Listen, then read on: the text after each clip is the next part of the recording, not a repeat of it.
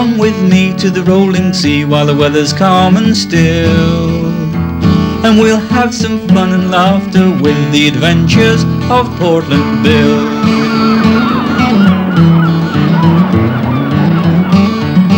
You know, sometimes life just ain't fair. It was the day of the big match, and we'd all rushed to finish our morning duties in the lighthouse on the Guillemot Rock, and had just settled back to watch the television when... "Oh no!" cried Ross. "The picture's gone all funny! We won't be able to watch the football!" "Here, try banging it with the TV Times," said Cromarty helpfully. "Catch!"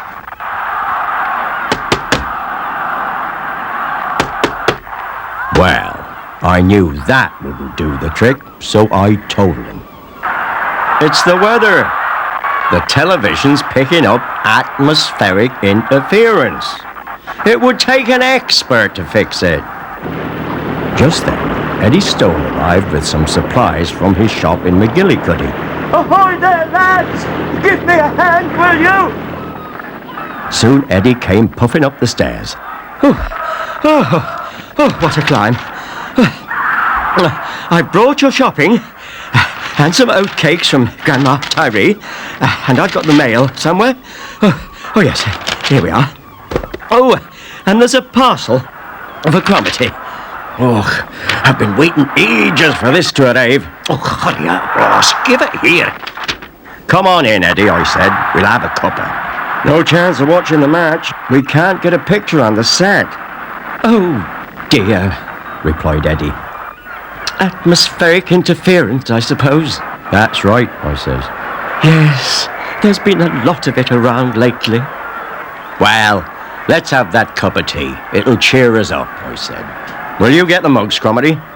But I was talking to myself, for Cromarty was already on his way upstairs. He went straight to the gallery to unwrap his parcel.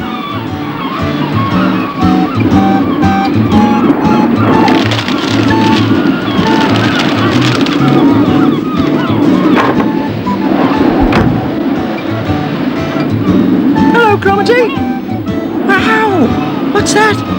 "This," answered Cromarty proudly, "is my weather forecasting kit. This tells you the wind speed." "Hey, you've got a kite! Can I try it out?" "Aye, but be careful. It's very sophisticated equipment."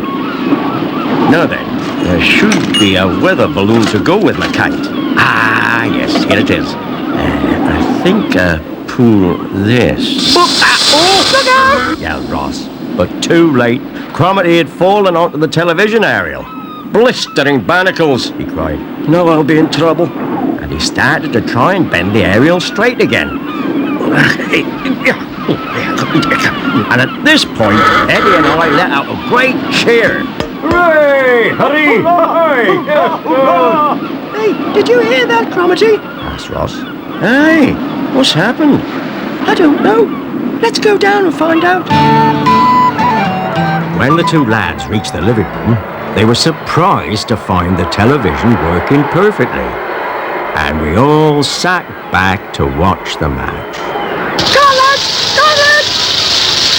Come on, lads!" "Pass it forward!" "Well done," I said. "Thanks for fixing the aerial." "Oh, yes," bluffed Cromarty. "I was just setting up my weather forecasting kit in the gallery.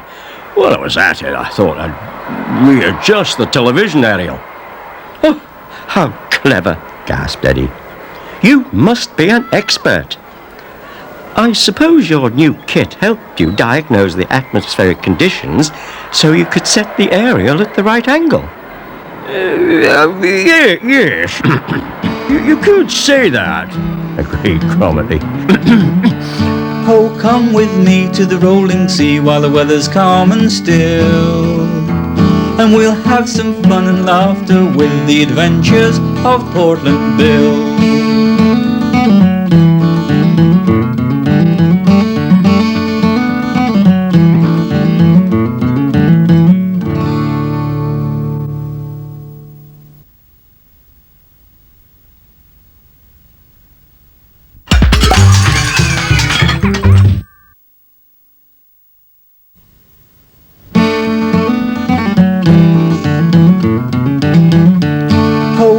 with me to the rolling sea while the weather's calm and still. And we'll have some fun and laughter with the adventures of Portland Bill.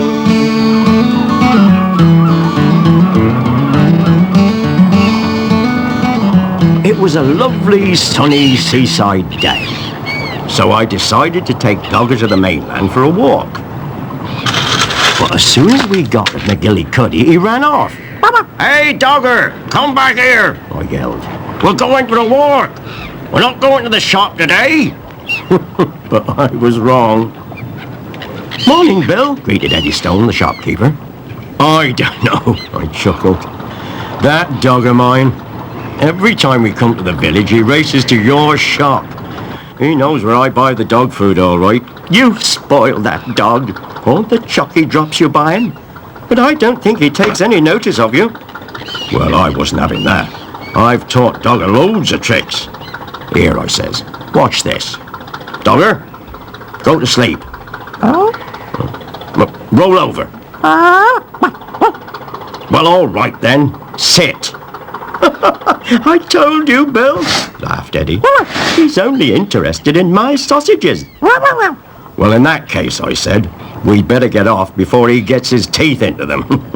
"Come on, Dogger, let's find a stick to chase." We'd just reached the leafy lane, and we were having a good game of fetch when...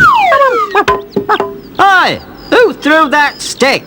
Come on, own up!" "Oh, Finisterre," I said. "I am sorry.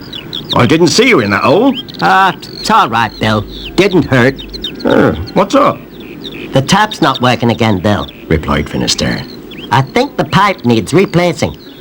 "I think you're right," I said as the pipe suddenly sprang a leak. "Whoops! There's another leak, and another." Oh, help! I've run out of fingers to stick in the holes. If this pipe bursts, the whole village will be without water. So I jumped in and covered as many holes as possible. But then I ran out of fingers. Oh, now what do we do? asked Finisterre. We're stuck. But I had an idea. "Dogger, go and fetch help," I said. "Go and get Eddie."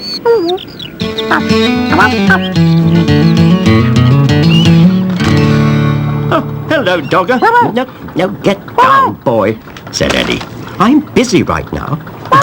Sorry, Mrs. Lundy. You wanted 2 pounds of sausages, didn't you? Now, as Dogger saw it, there was only one way of getting Eddie's undivided attention. Dogger, get down. Stop it. Hey, come back with those sausages. Come back, come back. The chase was on. Eddie jumped onto his bicycle and raced after Dogger. You haven't paid for them. Come back this instant. By the time Eddie caught up, Dogger had reached the leafy lane where Finisterre and I were still holding on to the water pipe. Bill, puffed Eddie, putting on his policeman's hat. "I have to arrest Dogger for stealing sausages." What are you doing to that pipe?" he asked, quickly putting on his waterboard inspector's hat. "Thank goodness you've arrived," I said.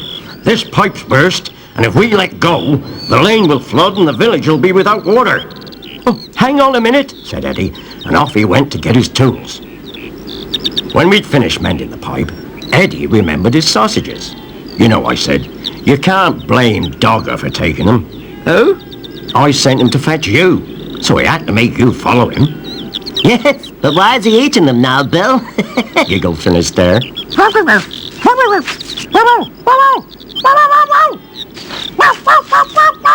I couldn't think of a good answer to that.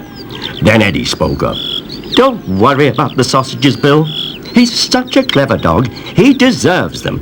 And I think he'd even get a bag of dog biscuits from the waterboard." Clever boy, Dogger. Oh, come with me to the rolling sea while the weather's calm and still. And we'll have some fun and laughter with the adventures of Portland Bill.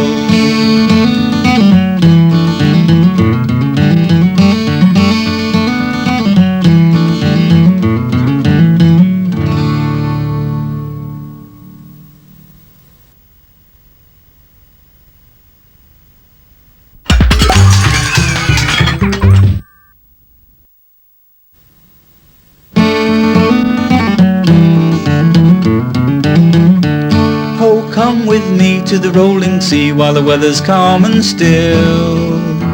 And we'll have some fun and laughter with the adventures of Portland Bill.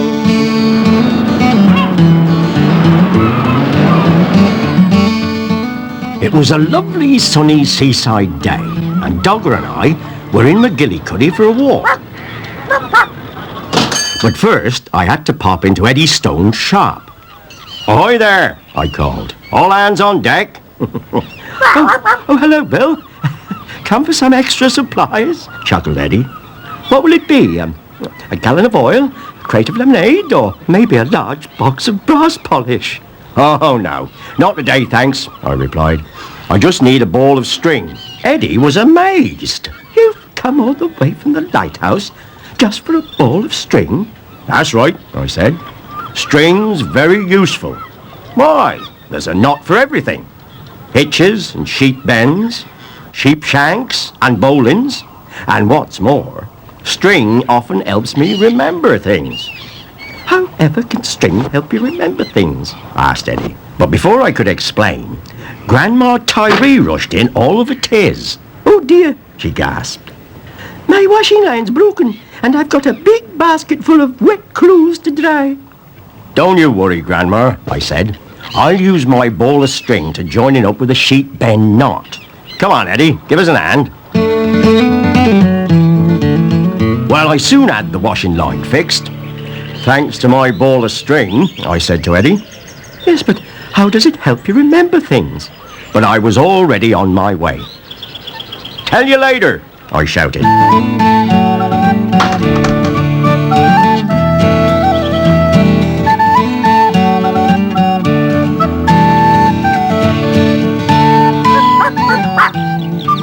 Dogger and I hadn't gone very far when suddenly two sheep burst through the gate in front of us. Why, it's Flotsam and Jetsam from Finisterre's Croft, I said. What are you two doing here? Well, just then, young Gale from the village ran up to me. What's the matter, Gale? I said. Do you want Dogger to catch those sheep for you? Oh no, it's Boomer the bull. He's broken loose and he's in the lane. Those silly sheep just followed him. Oh, look out! He's coming back.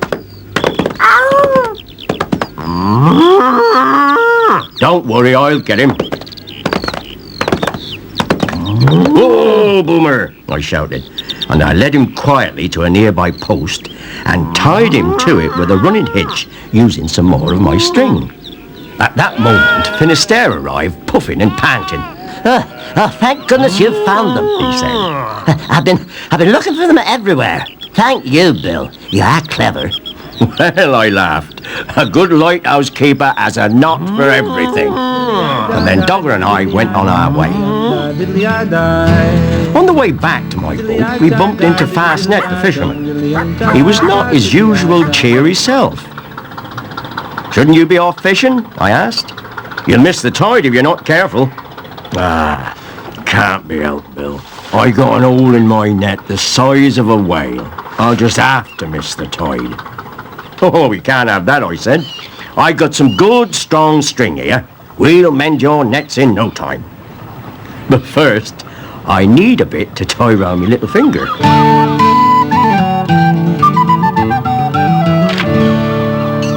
Hello, Eddie.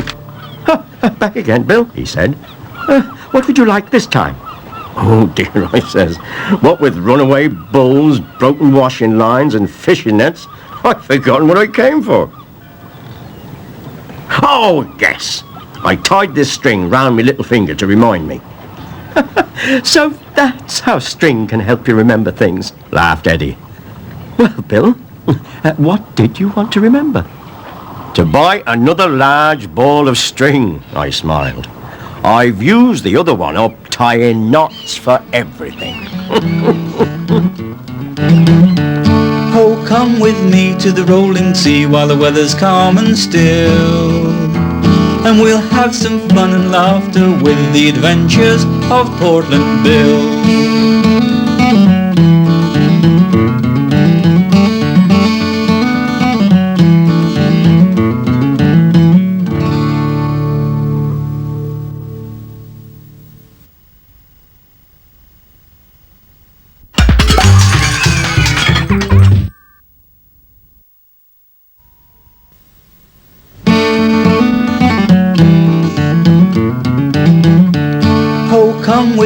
to the rolling sea while the weather's calm and still. And we'll have some fun and laughter with the adventures of Portland Bill. This is my lighthouse on the Guillemot Rock. Now, Cromarty reckons he's pretty good with machinery.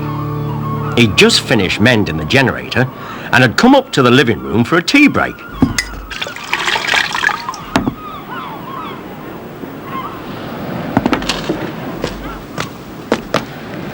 Hey! Yelled Ross. Don't sit down in those oily clothes. I've just spent hours trying to clean this room. Oh, no. Not another argument. I couldn't stand it. Now, I said, if you two are going to start bickering, I'm going to take my tea upstairs. But I warn you, when I get back, I want all the chores to be done and everything spick and span. Well, you heard him, said Cromarty. Everything spick and span. Don't let me get in your way, Ross. You carry on, and I'll just have one of these jam tarts. Oi! Cried Ross. You're dropping the crumbs all over my clean carpet. Whoops. Sorry, Ross, said Cromarty. You know, what you need is something that will clean up this mess in seconds. And I'm just the person to build it for you. I could have been a great inventor. Well, after a great deal of hullabaloo, Cromarty unveiled his invention. He was very proud. There you are, he said. The world's first wind-powered vacuum cleaner. All you have to do is to put this end out the window, and when the wind blows, it will turn the windmill, which will turn this cog, which will make the vacuum cleaner work. It's not bad, eh? Well, Ross and I weren't too sure about it, but Cromarty was convinced. Oh, it's sure to catch on, he cried. Everyone will want one. I'll have to make hundreds of them. I'll be rich. Well, just then, the wind started to blow.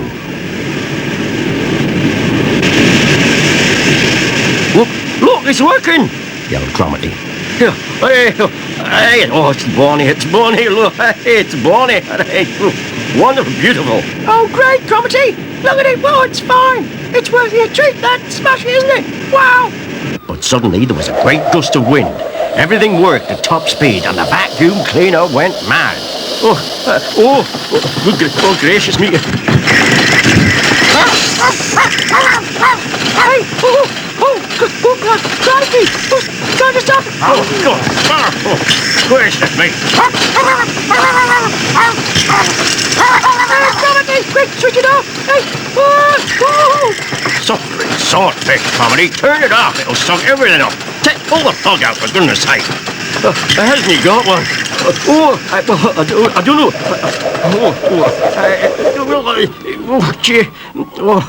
I knew I could control it somehow. Thank goodness. Oh, I thought my vacuum cleaner was going to suck up everything. Your hat's gone, Bill. I know that, Cromarty, I said. But there's another problem you're going to have with your invention. What's that? Well, what happens when the wind blows the other way? We certainly didn't have long to wait before we found out. Just then, the wind changed direction. Look out! Everything's coming back! And sure enough, Cromarty's invention was blowing all the crumbs and dust back onto Ross's clean carpet. Oh no! Not again! My carpet! Cromarty!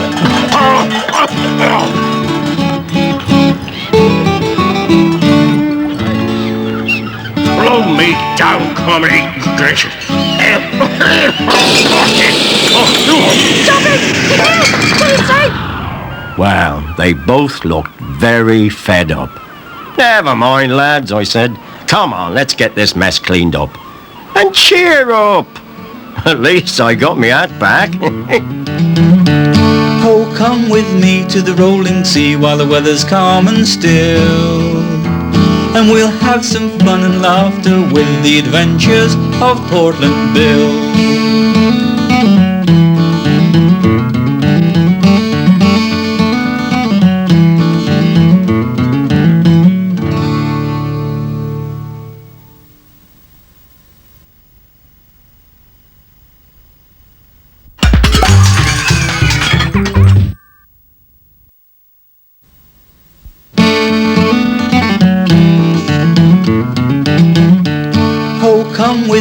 to the rolling sea while the weather's calm and still. And we'll have some fun and laughter with the adventures of Portland Bill. This is my lighthouse on the Guillemot Rock.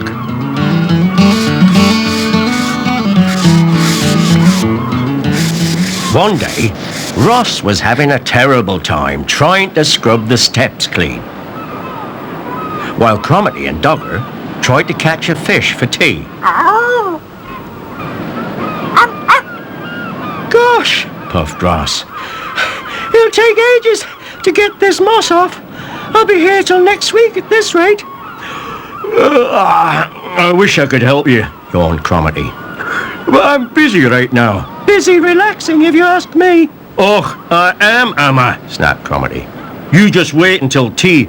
We'll see who's been relaxing when I show you how many fish I've caught. Those two, always bickering. They were so busy arguing, they failed to notice the weather had changed, for the worse. And that's when I popped me head out the door. Come on, you two. There's a storm brewing. You best get inside, quick. I'm off to light the light. And so they bundled up their things and rushed inside. Oh, here, Ross, you get that. And don't forget. Hey, get this one here. Slamming the door behind them.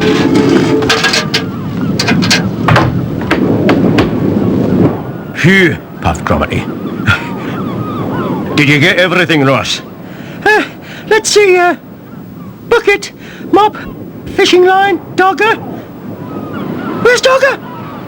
Quick, Ross, the door. Ah, there he is. Oh, Dogger, thank goodness you're safe. Aye, laughed Cromitty. And thanks for saving my sou'wester. The storm was at its height, but our lamp was shining bright, and there was nothing more to be done. So I made us all a nice cup of tea.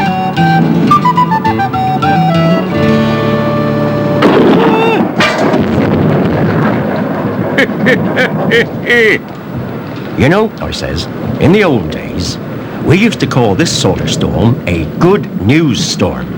How could it be a good news storm? Cried Ross. The wind's so strong it nearly blew us off our feet. Aye, agreed Cromitty. And what about all that thunder and lightning? Just you wait, I said. It's a good news storm, all right. I'm sure of that. Oh, by the way, Cromitty, how many fish did you catch? None. Not a one. Thanks to your good news storm. How about you, Ross? I said. Did you clean the moss off the steps? Afraid not, Bill, sighed Ross. I'm beginning to wonder if those steps will ever be finished. Well, I don't know about the steps being finished, but the storm certainly is, I smiled. Let's go outside. Diddly-I-die-die, diddly-diddly-I-die, diddly-um-die, diddly-I-die. Diddly-I-die-die, diddly-diddly-I-dum, diddly-um-die-die, diddly-I-die. When we stepped out onto the rock, Ross couldn't believe his eyes. Jumping jellyfish! The storm has washed the steps clean! Hey, look, cried Cromitty. The net I left out is full of fish. You were right, Bill. It was a good news storm. It's done all our work for us. Well, of course, they thought the good news was that they'd get the rest of the day off.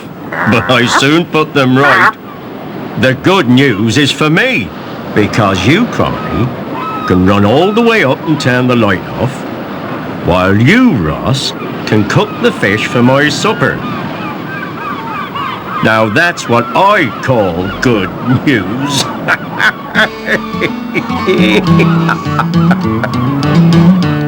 Oh, come with me to the rolling sea while the weather's calm and still. And we'll have some fun and laughter with the adventures of Portland Bill.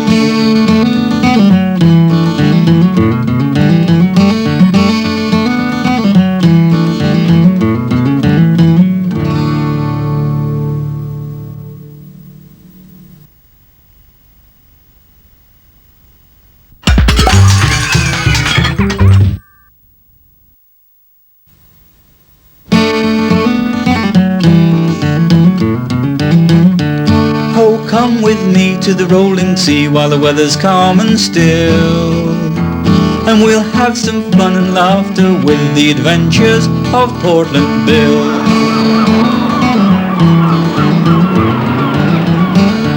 It was a lovely sunny seaside day, and I was in McGillicuddy when Eddie asked me to look after his shop while he went on his deliveries. It won't take long, Bill.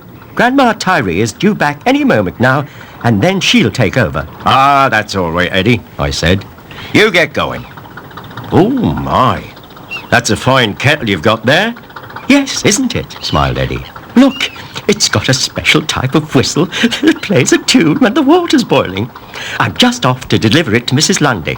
Oh, right-o then, Eddie. Bye-bye.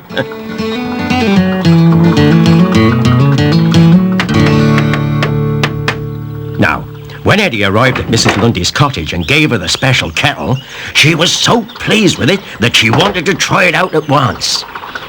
Would you like a cup of tea? Why, yes, said Eddie. That would be very nice. Thank you. And so Mrs. Lundy went off to use her new kettle. Well, Eddie hadn't been waiting long when Finisterre the crofter turned up. He was taking Boomer, his prize bull, to the pasture.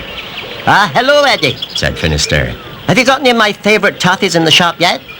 Yes, a new batch came in this morning. Oh, that's good, Smiled Finisterre. I'll just pop along and buy a bag now. Will you hold Boomer for a while? If he gives you any trouble, just whistle a tune. He loves music. It's really as good as gold. Back soon. And with that, Finisterre rushed off to get his toffees. Now, Eddie Stone may be McGillicuddy's shopkeeper, mayor, policeman, postman, meter man, and waterboard inspector. But one thing he's not, and that's a whistler. In fact, he couldn't whistle to save his life, which was a problem, because Boomer started to get playful. Easy, boy. Whoa, Boomer. Come back. Please, Boomer. Well, Boomer was very keen on vegetables. And everybody knows that Mrs. Lundy has the best vegetable garden in McGillicuddy. So Boomer decided to take a closer look. And there was nothing Eddie could do about it. What's that creature doing on my vegetable patch? Mrs. Lundy, Finisterre left me in charge of him, but he, do you know any good tunes? Music quietens him down. Oh, yes, all right. La la da dee, da dee, oh, no! Now he's going to eat up my prize cabbage. Well, just then, Mrs. Lundy's special kettle came to the boil. Oh, thank goodness, cried Eddie. Someone's whistling a tune. But Mrs. Lundy just laughed. No one's whistling, Eddie. That's my new kettle. Well, said Eddie, it certainly made Boomer happy. Come on, boy, this way.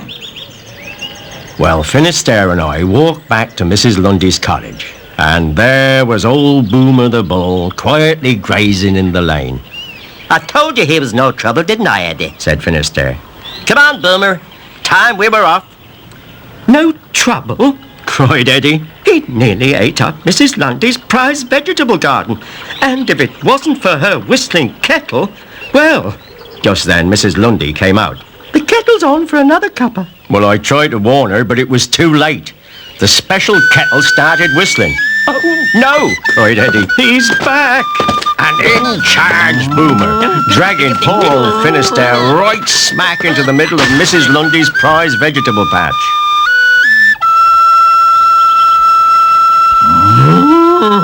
Well, I said to Mrs. Lundy, I think you'd better give your whistling kettle to old Boomer there. And do you know, she didn't take a lot of persuading. Oh, come with me to the rolling sea while the weather's calm and still, and we'll have some fun and laughter with the adventures of Portland Bill.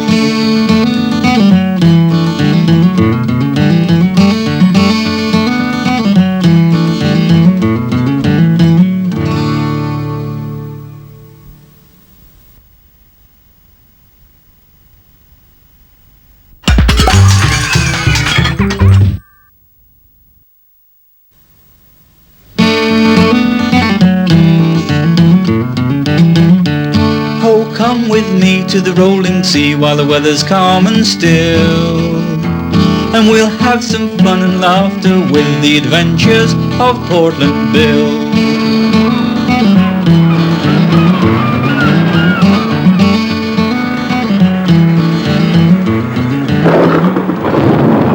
One stormy day, I was on watch when I saw Eddie Stone's boat, the Kipper, approaching the lighthouse. Hi there!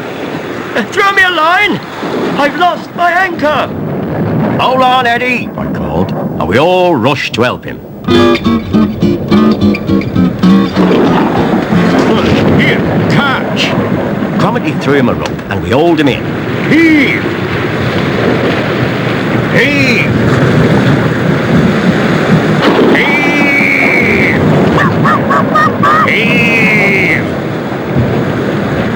You better come in for a cuppa while the storm blows over, I said, and then we'll find you something to use as an anchor. But let's have tea first, said Cromarty. I'll make one of my special cakes. Oh, thank you, said Eddie. But first, would someone help me to carry this sack inside?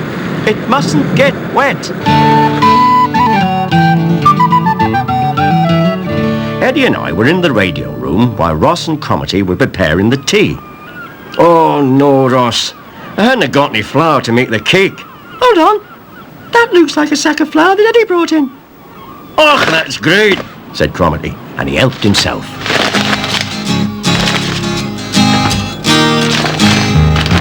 Come on everybody, clap to the music. Gonna have a party, it's alright. Dance to the rhythm, everybody join in. Stand up and sing with me. And me. In harmony. Raise your arms up high, clap to the music. Dance to the rhythm, it's alright. The party is jumping, everybody join in. Everybody sing with me. You can tell Eddie that he can get ready with his squeeze box. We're all in the band, so everybody clap your hands. We're gonna get it right, so all together.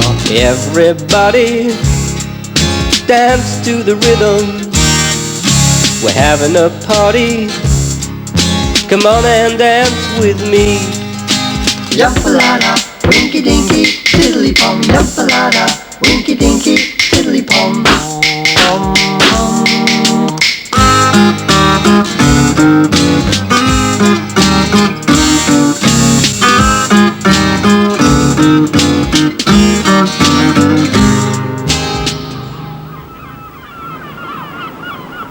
We were all looking forward to our tea and to Cromarty's special cake. Smiled Eddie. That cake looks delicious. Aye, well, I could have been a great chef, boasted Cromarty. But when he tried to cut the cake, it was a different story.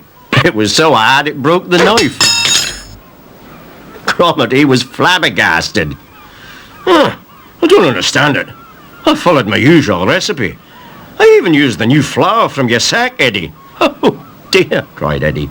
It isn't flour in that sack. It's quick-drying cement.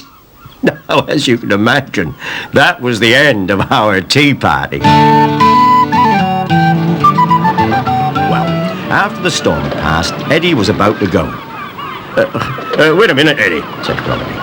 I'm sorry I missed your tea. I'll make something else for you in case you feel a bit peckish on the way home. Said Eddie. They smell delicious. What are they? Guillemot rock cakes, giggled Ross. Hold on, Eddie, I said. I've got a surprise for you, too. Oh, really? Thank you, Bill. What is it? One ship's anchor made out of Cromarty's cake. Oh, very funny. Oh, come with me to the rolling sea while the weather's calm and still. And we'll have some fun and laughter with the adventures of Portland Bill.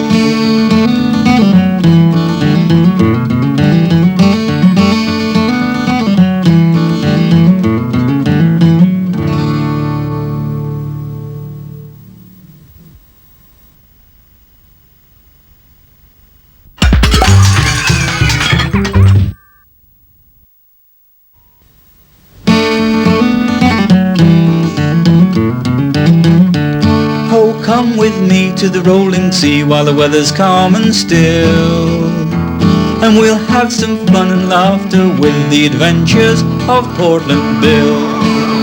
This is my lighthouse on the Guillemot Rock.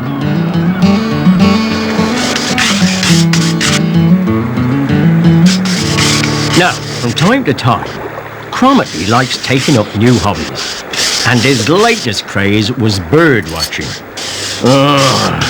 Not a duck or gull in sight, he cried. Not even an albatross. What are you doing, Cromarty? Asked Ross. I'm bird watching. Trouble is, there are no birds to watch. Are you sure? Said Ross. Can I have a look? Now, the lads were so busy looking for birds that they didn't see the one right under their very noses. A whopping great penguin. It waddled right past them into the lighthouse, knocking over Ross's bucket of water on its way.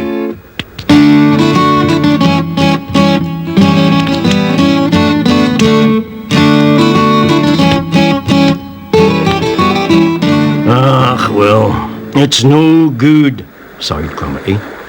There's not a bird for miles. I'm going in to make a cup of tea.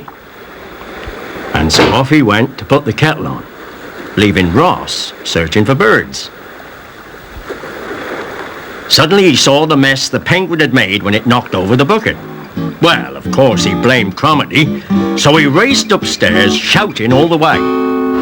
Cromarty, I've been washing the steps all day, and now you knock over my bucket and leave dirty footprints everywhere. It wasn't me. I didn't knock over your bucket, Ross. You did. I didn't. You did. I didn't. You did. I didn't. Well, it certainly wasn't me, snapped Ross. It must have been you. Well, the lads were so busy arguing, they hadn't noticed our new friend, the penguin, tucking into the jam tarts they'd made for tea. You did. I didn't. You did. I didn't. Oh, yes, you did. Oh, no, I didn't. Oh, yes, you did. Oh, no, I didn't. Oh, no, you didn't. I got you. At last, Cromarty decided that his need for food was stronger than his need for arguing. Oh, I don't know who knocked over your bucket, Ross. Let's sit down and have our tea. But when they sat down, Cromarty saw that half the tarts were gone. Who's been eating all the tarts? Well, it certainly wasn't me, said Ross. It must have been you. Oh, no, I didn't. Oh, yes, you did. I didn't. You did. I didn't. Did. Didn't. Did. Didn't. Did. Oh, no, I didn't. Oh, no, they were at it again. Oh, yes, you I could hear their shouting right at the top of the lighthouse where I was polishing the lamp. Oh, no, I decided I had to put a stop. Oh, no, I didn't. Oh, yes, you did. I tell you, it wasn't me, cried Ross. But you surely don't think it was me? Oh, yes, you did. Hold on, I said. Drop your anchors. What's all the noise about? Well, firstly, Cromarty knocked over my bucket, and he left dirty footprints all over the place. And you ate the tarts we made for tea, and, I interrupted. What bird is black and white with dirty big great yellow feet, knocks over buckets, and is standing right behind you? Said Ross. Standing right behind us. Aye, that's a hard one, said Cromarty. Aye. Oh, we give up. Call yourself bird watchers, I laughed. There's a whopping great penguin right under your very noses, and he's polishing off the last of the jam tarts. Some bird watchers you are.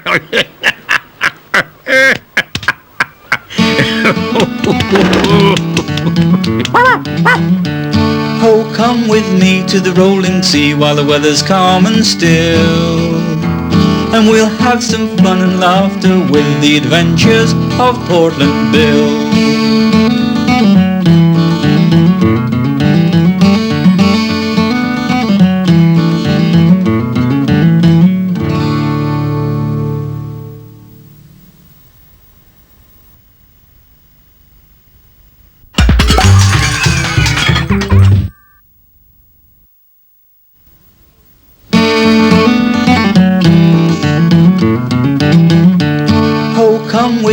to the rolling sea while the weather's calm and still. And we'll have some fun and laughter with the adventures of Portland Bill.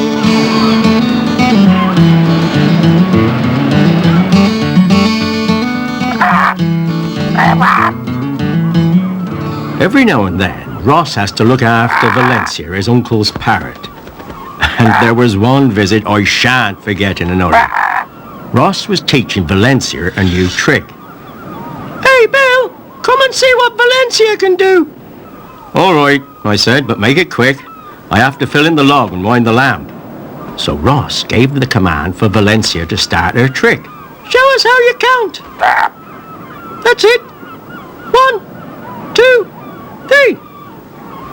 And blow me if Valencia didn't push the stones along the table. "Most impressive," I said. "Well done. But now, Ross, it's time to get on with your duties." And with that, I put the lamp winder key on the table, tossed my hat on the floor, and sat back to do the daily log. Let me see now. The date, time, how many keepers on duty today? Well, there's Ross, Cromitty, and me. 1, 2, 3. Well, I'd forgotten all about Valencia's new trick, but she hadn't. What's next? Duties performed. Let's see. Polish the brass, scrub the steps, check the light, clean up the engine and radio room. Ross and Cromitty should be nearly finished. And polish up that little ring jar there. Good, that's finished, I said. Now to wind up the lamp. But of course, when I turned to pick up the key, it was gone. "That's funny," I said. "I thought I put it on the table." Well, I decided there was only one thing for it. I'd have to search everywhere I'd been that day. So off I went with Dogger barking at my heels. Down to the engine room where Cromitty was servicing the generator. "Hey, Cromitty," I called. "Have you seen the lamp winder key? I can't find it anywhere." "Oh, no, I haven't, Bill. Well, it must be somewhere." "I'll help you look for it." So I left Cromitty turning the engine room upside down and went upstairs, with Dogger still backing away, to the radio room where Ross was studying the charts. "Hey, Ross," I called. "Have you seen the lamp winder key? I can't find it anywhere." "No, I haven't, Bill. But it must be somewhere. I'll help you look for it." And I left Ross turning the chart room upside down and went off to search the bunk room, with Dogger still backing his head off.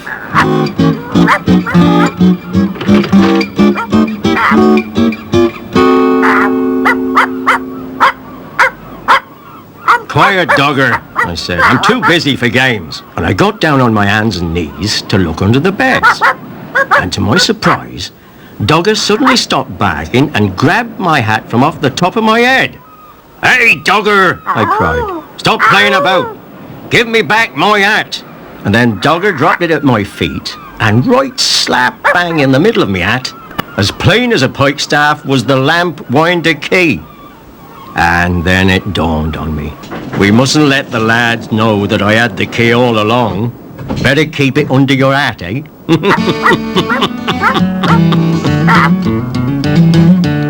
Oh, come with me to the rolling sea while the weather's calm and still.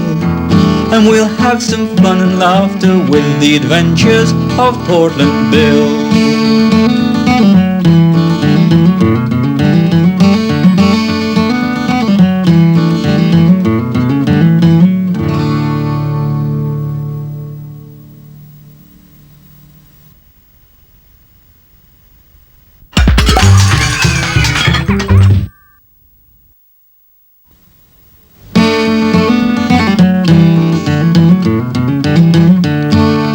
Come with me to the rolling sea while the weather's calm and still.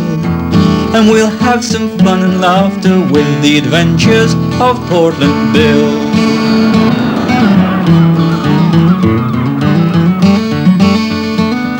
It was Cromitty's turn to tidy up the paint room.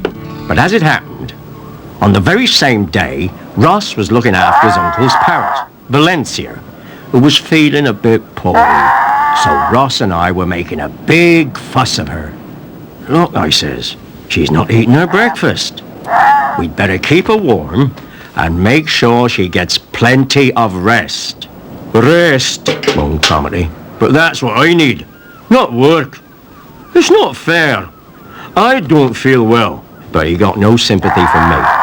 Off you go, Cromarty. There's plenty of work to be done, I said. You can't get out of it like that. So off he slouched, moaning all the way.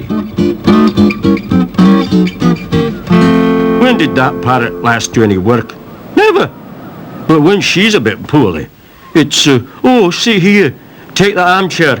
Have a rest. But it's a different story when it's me, Assistant Keeper Cromarty, Engineer, Grade 2. Then it's check the light, polish the brasswork, and tidy up the paint room. Hey, hold on. Paint. Well, the next thing we knew, Cromarty staggered back looking proper poorly. Suffering swordfish! Cried Ross. Look at all those spots on Cromarty's face! Spots? Said Cromarty innocently. Oh, I've probably caught some dreaded disease from your uncle's parrot, Ross. But I'll be all right. I must go down and wash the steps.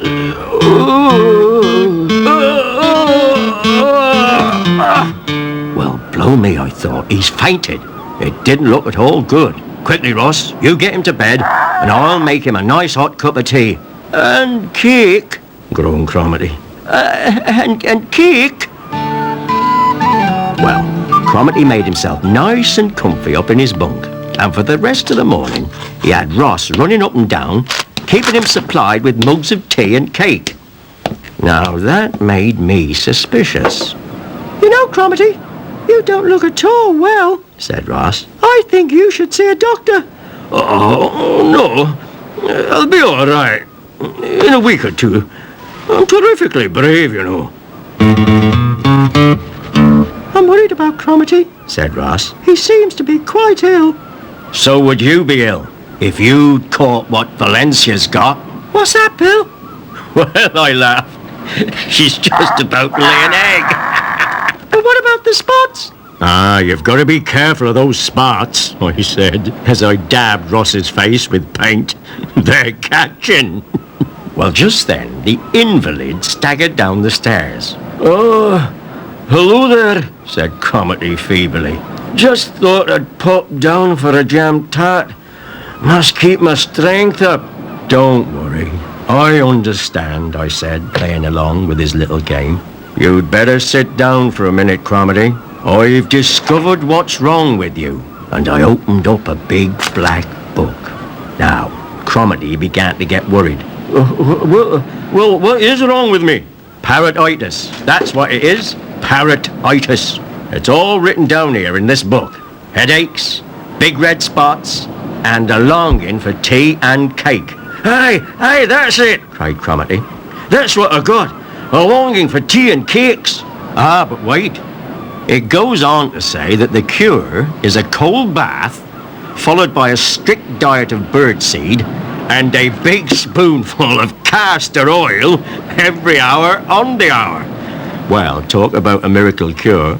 It not only changed Cromarty from being sick as a parrot to bouncy as a budgie, but it's also done wonders for Valencia. If you see what I mean. Oh, come with me to the rolling sea while the weather's calm and still, and we'll have some fun and laughter with the adventures of Portland Bill.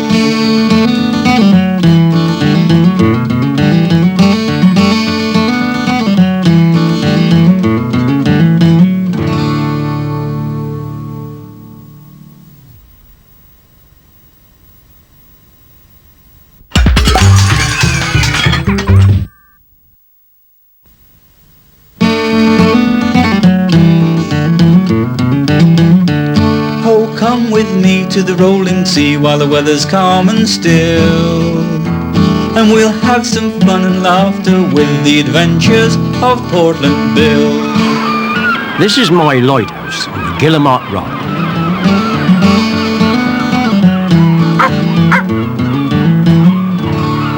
Ross and Cromarty were busy, working up an appetite. I'm hungry, said Cromarty. Well, I said, I'll catch us a nice silver herring for supper. Oh, no, not fish again, complained Ross.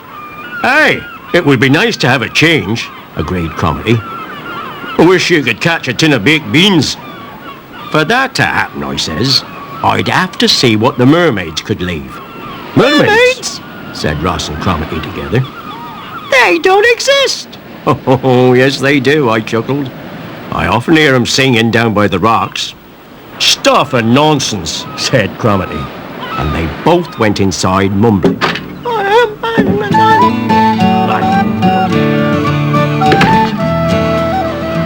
Well, I didn't like that much, because when those two get together, they're generally up to no good. And I was right. No one believes in mermaids, whispered Cromarty. They don't exist. I reckon Bill's pulling our leg. But I've an idea. We can turn the joke back on him. First, we'll need a tin of baked beans. Then I'll attract his attention while you tied the beans onto the end of his fishing line. We'll tell him the mermaids put it there. That's a good idea, Cromarty. I can't wait to see Bill's face. Well, I was outside fishing for supper when I saw the lads out of the corner of me eye tiptoeing back.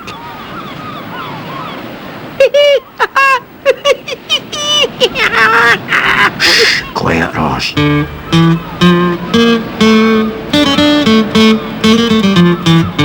Suddenly, I heard a strange voice calling my name.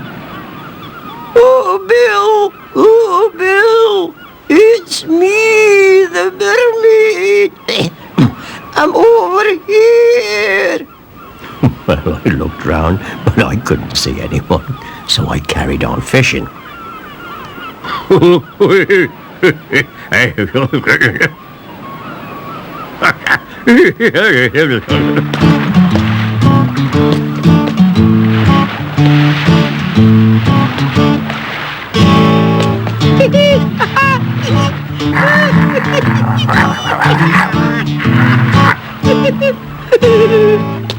Now, when Ross tried to hook my line onto the tin of beans, he couldn't reach and he dropped the tin into the sea. Oh no! Now we can't play our trick on Bill! Now, you'll never believe this, but suddenly Ross looked up and saw a real live mermaid. And she spoke to him. Hello, hello, my name's Belle. Wow, I think you dropped this, said the mermaid, as she tied the tin to my fishing line and giving it a little tug, she dived back into the sea. Well, of course, Ross was amazed.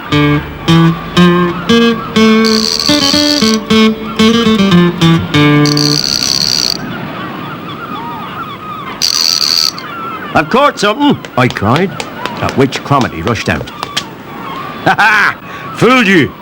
It wasn't a mermaid. It was Ross who tied that tin to your line. But just then, Ross came charging up the steps. Hey! Oh, Cromarty! Cromarty! Called Ross. I saw one! Bill's right! I saw a real live mermaid! Oh, aye, said Cromarty. You can't fool me. Next thing, you'll be telling me that they gave us a trifle for afters. No, I said. It's a rice pudding. Trifle. I don't know. Oh, come with me to the rolling sea while the weather's calm and still, and we'll have some fun and laughter with the adventures of Portland Bill.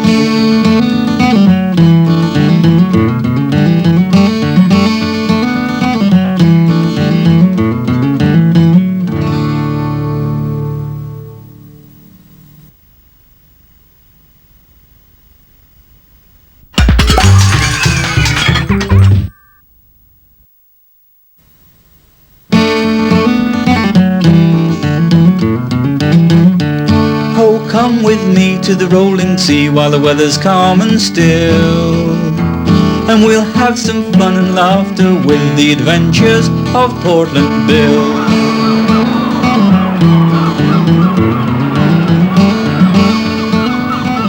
We're all very proud of our little shop in the village of McGillycuddy. And regular customers like Mrs. Lundy always get special care and attention from Eddie Stone, the shopkeeper. There we are, Mrs. Lundy, said Eddie. Oh, and I put a few extra toffees in for good measure. See what I mean? Special care and attention. Now, I were feeling a little peckish, so I just popped into the shop to ask for an oatie cake when, blow me down, a large stranger interrupted me. One oatie cake? Say, that's quaint. Back home in Texas, we buy cookies by the wagon load. Oh, well, smiled Eddie. In McGillycuddy, we try to cater for everyone. How can I help you, sir? Well, I'm not so sure you can help me in this little old shop of yours. No offense, but I need a whole heap of groceries here. No order is too big or too small for Edward Stone's Emporium, sir. Well, I'm mighty pleased to hear that. My friends call me Oil Derek, and I'm shopping for the Faro oil rig. Here's the list. When can you have it ready? Well, I've never seen Eddie turn so white. The list seemed to go on forever and ever, and I could see it really had him worried. But that's more than I sell in a month, gasped Eddie. No, I don't think I can. But this is where I stepped in. You can collect your order after lunch, Mr. Oil Derrick, I said. And after wishing us both a happy day, he went on his way. But Bill, stuttered Eddie. But, nothing, says I. You just leave this to me. And so off I went to visit each one of Eddie's best customers. I called on Mrs. Lundy, Finisterre, Grandma Tyree, and Fastnet. And when I told them about Oil Derrick and the big shopping list, they all wanted to help.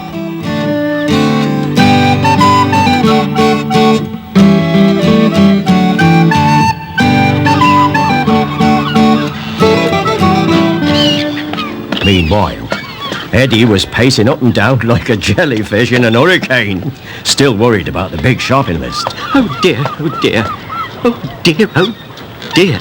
Suddenly, to his amazement, all Eddie's best customers turned up, carrying parcels. I've baked you all the bread you need, Eddie, said Grandma Tyree. And I've caught some fish, said Fastnet.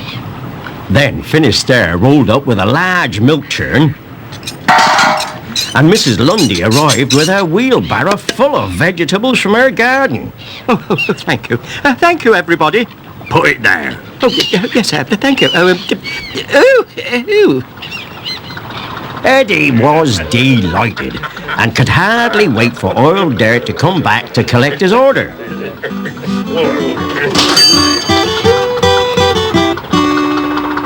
Here you are, sir, smiled Eddie proudly.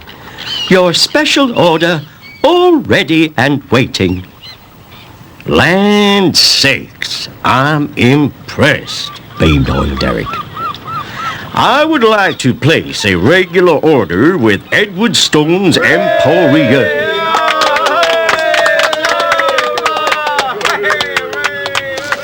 Ma, these vegetables are as big as the ones we have back home in Texas.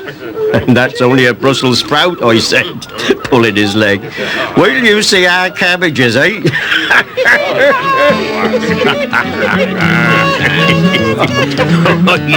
Oh, come with me to the rolling sea while the weather's calm and still. And we'll have some fun and laughter with the adventures of Portland Bill.